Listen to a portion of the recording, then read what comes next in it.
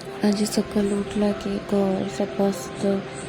कली झाड़ू कली झाड़ू कर सारा पर सोर पड़ा जे मो हजबैंड को सुगर टेस्ट करवा अच्छे खाली पेटटा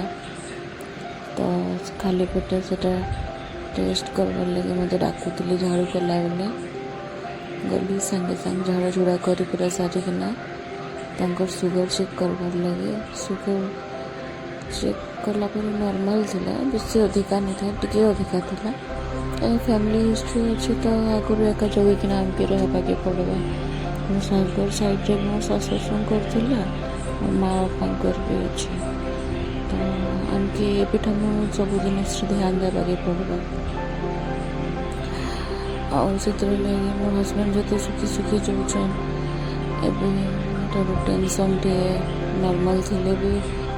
डाएट फाएट सब जिनिस कंट्रोल करुचे सब सरी सारा पर सुर पड़ा आम डस्टबिन फिका नहीं मो हजबैंड गले सब डस्टबिन फिकीदेले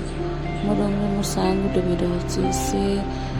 मान कि जिते कहले भी से डस्टबिन सब उदा जिन सब पकईदेवी मैला बोले स्मेल हेसी 2-3 दिन रही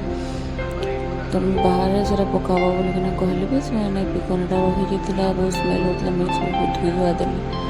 धोई सारापर आसली किचन के देखली गोटे बहुत सुंदर व्यू पूरा आम झरकार से पूरा खेत मान अच्छे वर्षा काली होता बोले सब हल जुतुचन पूरा चाष कर बहुत सुंदर लगे पूरा